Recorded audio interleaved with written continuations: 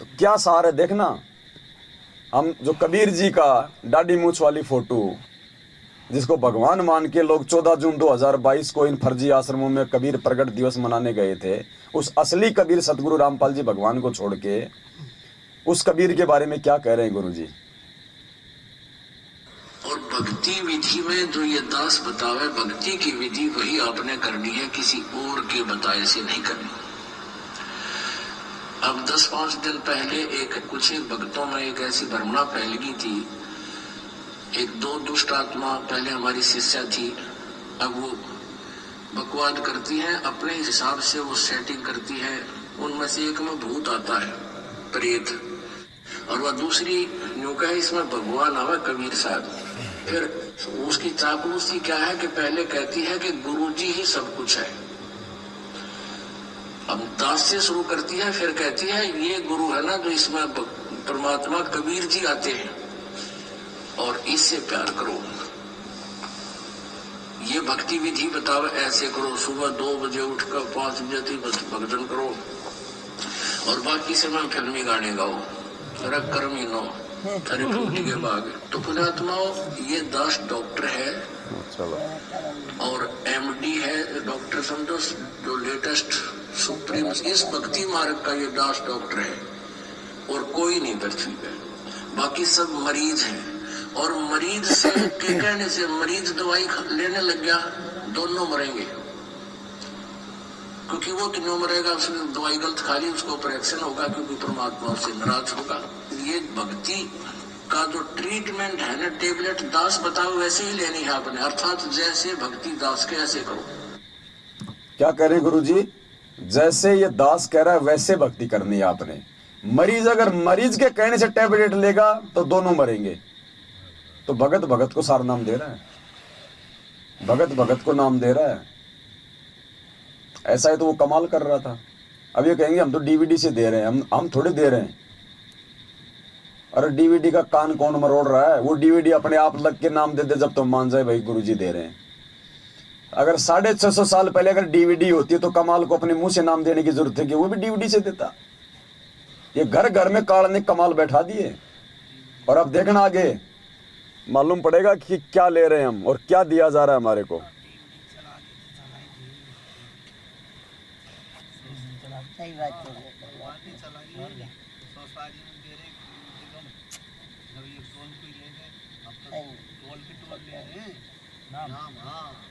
देखो क्या करे गुरुजी।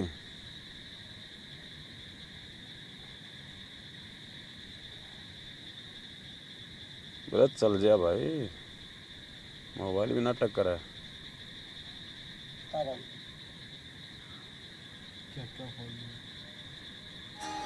बोलो सतगुरुदेव की जय हो। कोई भी भक्ति मार्ग का आपको गाइडलाइन दास देगा, अन्य कोई नहीं दे सकता।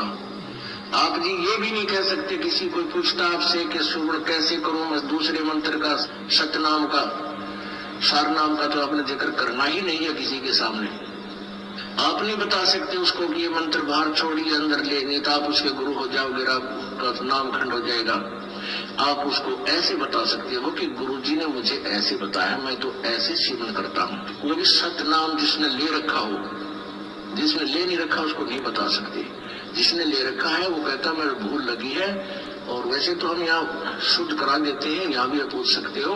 वैसे भी जिसने उपदेश ले रखा है, दूसरे ने भी ले रखा है, सतनाम दोनों ने ले रखा है, उसको ये नहीं कह सकते आप कि ये पहला मंत्र ऐसे छोड़ दूसरा ऐसे ले, आपका नाम खंड हो जाए, क्योंकि आप उसके गुरु बन गए। आप उसको इतना कह सकते हो कि गुरु जी ने हमें ऐसे बताया है, ये मंत्र ऐसे छोड़ना है, ये ऐसे लेना है। गुरु जी क्या करें, आप उसके, जबकि आपने तो नाम नहीं दिया, नाम तो संत रामपाल जी ने दिया हुआ है। आप तो खाली उसको बता ही तो रहे हो, उतने में आप उनके गुरु बन गए। आप जब इन नामदान केंद्रों पे जाते हो, आपसे मंत्र कौन पूछता है? जब सतनाम लेने जाते हो तो प्रथम मंत्र की परीक्षा कौन लेता है? सतनाम आपका खंड हो जाता है, सतनाम शुद्ध करवाते हो, सतनाम की आपसे परीक्षा कौन लेता है? और नाम दीक्षा जब हमें दी गुरुजी ने, तो क्या कह रहे थे गुरुजी कि अपने गुरु के अलावा ये मंत्र किसी को नहीं बताने। और आप वहां जा जाके नामदान केंद्रों पे आप किन को बता रहे हो? तो ऐसे ही आपके गुरु कौन हुए वर्तमान में? ये लोग। ऐसे ठगता काल, ये सूक्ष्म चाल है। गुरुजी कह रहे ना, अगर तुम किसी को ये बता दोगे ये मंत्र ऐसे जाप कर, ये ऐसे जाप कर, तो भी तुम उसके गुरु बन जाओगे, जबकि उसने नाम नहीं दिया, नाम संत रामपाल जी ने दिया है, वो खाली उसको बता रहा है। ऐसे ही गुरुजी ने नाम दीक्षा देते समय क्या कहा था कि बच्चों ये मंत्र किसी को बताने नहीं है, ये मंत्र किसी के सामने इन मंत्रों का जिक्र। तो आपके गुरु भाई आपकी मर्यादा तोड़वा रहे हैं आपसे पूछ के कि बता प्रथम मंत्र बोल, सतनाम बोल, कैसे जाप करता है। तो आपका गुरु कौन हो रहा है? ऐसे सबकी मर्यादा तोड़वा रखी है नामदान केंद्रों पे। ये काल के केंद्र हैं, भगवान के नहीं है। 27 साल से गुरुजी ने कभी कोई दूसरा नामदान नहीं केंद्र नहीं खोला दुनिया में। 27 साल तक, 94 से 2014 तक, 14 में जेल चले गए। बता दो अगर गुरुजी ने एक आश्रम के अलावा जिस आश्रम में वो रह के सत्संग करते थे कहीं कोई दूसरा नामदान केंद्र खोला हो तो, कोई दूसरा आश्रम खोला हो तो। जेल जाने के बाद इन्होंने 500 नामदान केंद्र खोल दिए, 10-20 इन्होंने आश्रम खोल दिए, धर्म को धंधा बना लिया। इस संगत की कमजोरी के कारण परिणाम सबको भोगने पड़ेंगे आने वाले दिनों में। आप देखना आगे सार नाम का। वो समझ जाएगा दूसरा कि ऐसा मंत्र। बोलो सतगुरुदेव की जय हो। तो पुण्यात्माओं, इस भक्ति मार्ग का ये दास डॉक्टर है। भक्ति मार्ग का आपको गाइडलाइन दास देगा, अन्य कोई नहीं दे सकता। आप जी ये भी नहीं कह सकते, किसी कोई पूछता आपसे कि सुवर्ण कैसे करूं मैं दूसरे मंत्र का, सतनाम का, सारनाम का, तो आपने जिक्र करना ही नहीं है किसी के सामने। क्या कह रहे हैं सारनाम के बारे में? सारनाम का तो आपने किसी के बारे में कोई जिक्र करना ही नहीं। और गुरुजी ने बरवाड़ा आश्रम में रहते सहते कभी किसी को डीवीडी से सारनाम नहीं दिया। बना दी परमात्मा ने 2005 में डीवीडी।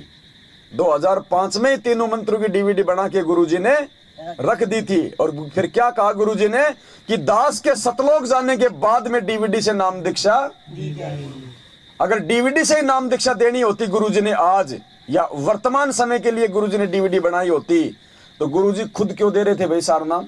गुरुजी भी डीवीडी से सारनाम दे देते, लेकिन संत वचन पलटे नहीं, चाहे पलट जाए ब्रह्मांड। फिर क्या कह रहे गुरुजी कि सारनाम का तो किसी के सामने जिक्र भी नहीं करना। और एक सत्संग में गुरुजी ने कहा कि यदि पति और पत्नी दोनों को सारनाम मिला हुआ है, आपस में उनको ये मालूम नहीं होना चाहिए कि गुरुजी ने तेरे को क्या मंत्र दिया और मेरे को। और रोहतक में आप जा रहे हो सारनाम लेने, 500 के टोल को बैठा के सामने टीवी चला के सारनाम दिया जा रहा है, वो तो 500 को मालूम पड़ गया वो मंत्र क्या है। ऐसे तोड़ा जा रहा है काल भगवान के द्वारा, सबकी मर्यादा खंडित। ऐसे गुरुजी का वचन तोड़ा जा रहा है। ये टोल के टोल गुरुजी भी बैठा के दे सकते थे, लेकिन गुरुजी ने कभी किसी को असली दिया ही नहीं। क्यों मना किया गुरुजी ने कि आपस में भी सारनाम की चर्चा नहीं करनी? मालिक पता नहीं किसी को तो क्या मंत्र दे रहे हैं, किसी को क्या दे रहे हैं। कल को मालूम पड़ेगा तेरे को ये दिया, मेरे को ये दिया, उनके मन में तो दोष आ जाएगा गुरुजी के प्रति कि तेरा असली कि मेरा नकली।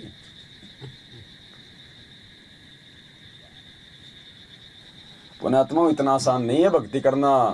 काल चौथा योग उसी ने मांगा था कि चौथे योग में जितने मर्जी जीव ले जाना। वो बच्चा है क्या जो ऐसे मांग लेगा? उसको पता है ना इस समय वो चादर ओढ़ के थोड़ी सोएगा। आपके घर में चोर चोरी करने आवे और आपको भाई अभी नींद आ रही है, सुबह 4 बजे आना, तो 4 बजे आप जी सो जाओगे नींद में? आपने खुद चोर को अपने घर में बुला रखा है। तो काल ने तो खुद परमात्मा को चौथे युग में बुला रखा है, जितने मर्जी जीव ले जाना। तो वो इतनी आसानी से जीव जाने देगा क्या? नहीं। वो तो 1000 मुंह खोल के बैठा अपने। जगत से ज्यादा उसको संगत की चिंता है कि ये पार ना हो जाए, इसलिए वो हमारी मर्यादा तोड़वाएगा। गुरुजी ने क्या कहा? सबसे पहला दाव काल का मर्यादा तोड़वाना। एक बार मर्यादा टूटी नहीं, फिर चाहे तुम कितने गुरुजी करो, कितनी भक्ति करो, फिर तुम कोई लाभ नहीं है। और काल का प्रथम अटैक है मर्यादा तोड़वाना जीव की।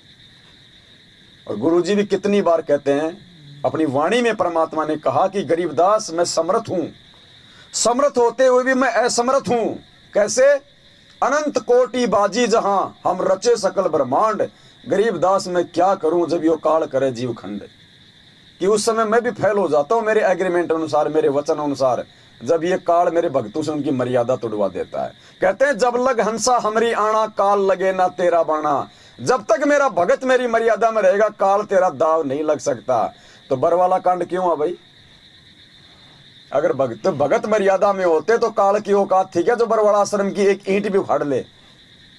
लेकिन मर्यादा तोड़ रखी थी पूरे मैनेजमेंट ने, गुरु जी के परिवार ने, गुरु को मानुस मान के आश्रम में उल्टे सीधे काम करके सब कुछ बिगाड़ खाता कर रखा था। जानबूझ के भगवान ने उस आश्रम को उजाड़ा है, गंदगी हो गई थी।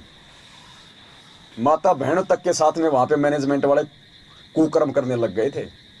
गुरुजी ने अपने बयानों में कहा, अपने बयानों में 7 साल हो गए हमारा गला सूख गया, ये गुरुजी हमारा भी तो बाप लगता है, हमारा भी तो कुछ लगता है। अरे गुरुजी ने कोर्ट में अपने बयानों में क्या दिया? हमें कम से कम एक फोटोकॉपी तो दिखा दो कि गुरुजी ने बरवाला कांड का दोषी पुलिस के स्टेटमेंट में वो किसको बताया है? आर्य समाज को बताया है, मैनेजमेंट को बताया है, पवन दास को बताया है। तुम्हें शर्म क्यों लग रही है एक बयान की कॉपी देने में? क्या हमारा बाप नहीं, क्या हमारा गुरुजी नहीं हमें अधिकार नहीं है? क्यों नहीं दे रहे आज तक ये लोग एक बयान की कॉपी गुरुजी की? क्योंकि गुरुजी ने बरवाला कांड का सीधा सीधा दोषी सतलोक आश्रम मैनेजमेंट हरियाणा अपने परिवार को बताया है। लेके दिखा दो कोई माइकल लाल इनसे गुरुजी की एक भी स्टेटमेंट की कॉपी, गुरुजी के बयानों की फोटोकॉपी दे दो सीधा सीधा।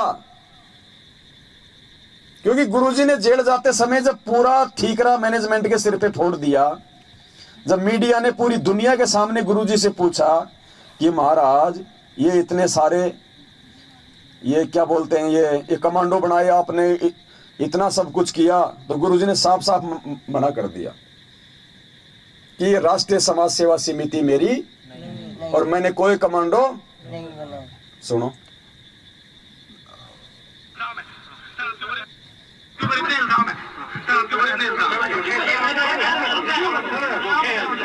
कैसे हैं आपके ऊपर? आपके गुंडे इतने खड़े थे वहाँ पे, हजारों आदमी हरियाणा पुलिस से मेरे नीचे राष्ट्रीय समाज सेवा समिति। तो आपकी समिति है?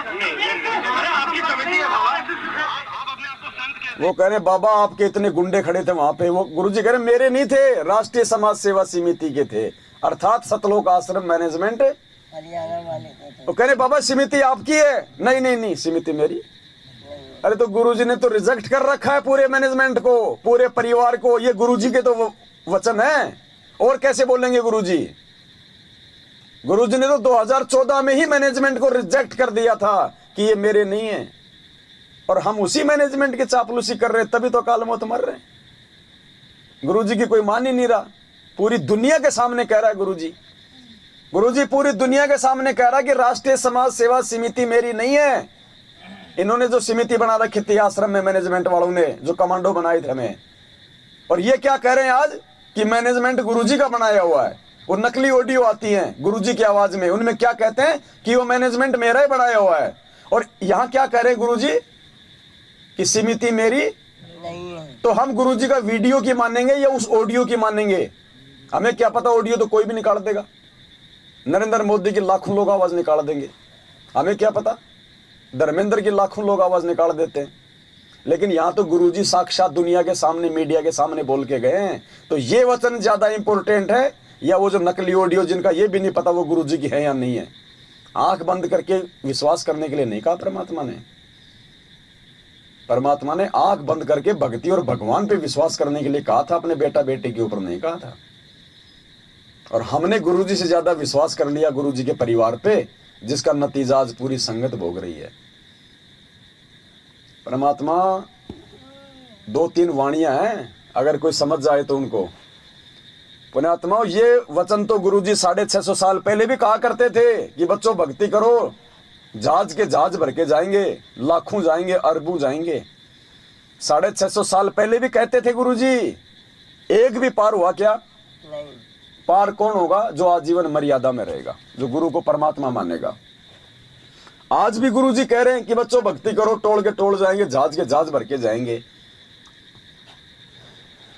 पुण्यात्मा, कोई जहाज के जहाज भर के नहीं जाएंगे। गुरुजी झूठ नहीं बोल रहे, मैं गुरुजी को झूठा साबित नहीं कर रहा, मैं गुरुजी का संकेत बता रहा हूं तुम्हारे को। आज यदि टोल के टोल जाने होते, अगर जहाज के जहाज भर के जाने होते, अरबों खरबों में जाने होते, पूरा विश्व पार होना होता, तो 3 वाणियों को गुरुजी आज अपनी किताबों से बाहर निकाल देते, नित्य नियम से बाहर निकाल देते कि ये संसार विघन की घाटी, कोई निकलेगा बिरला सूर। मारे गुरु चरणा की धूर मस्तक लाग रही, मारे गुरु चरणा की। क्या कहते हैं गुरुजी? ये संसार विघन की घाटी, ये संसार विघन की घाटी, कोई निकलत बिरला सूर मस्तक मारे गुरु चरणा की दूर मस्तक। ये संसार विघन की घाटी, कोई निकलेगा बिरला सूर, कोई बिरला। गुरुजी कहते खोकापुर में काग मिले दिन दोई रे, अरबों में कोई हंस हमारा। और कहते गुरु पद सेवा बिरला कोई, जा पे कृपा। अगर टोल के टोल जाने होते तो इन वाणियों की आज कोई आवश्यकता नहीं थी हमारे को, ना गुरुजी का आवश्यकता थी ये वाणियां लिखने की। अरे जाएगा वो जो मर्यादा में रहेगा, बिना मर्यादा वाला एक ही नहीं जाएगा। 4 युगों में कितने गए बता दो, 2-4 के नाम है तो तुम्हारे पास में बता दो, एक भी बता दो जो 4 युगों में जो सतलोक गया हो। गए ही नहीं तो क्या बताऊं भाई, इतना आसान नहीं है। ऐसे ऐसे कलयुग पता नहीं हमने लाखों निकाल दिए होंगे, करोड़ों हर बार फेल हो जाते हैं, इतना ज्ञान लेने के बाद, इतनी समझ में आने के बाद भी।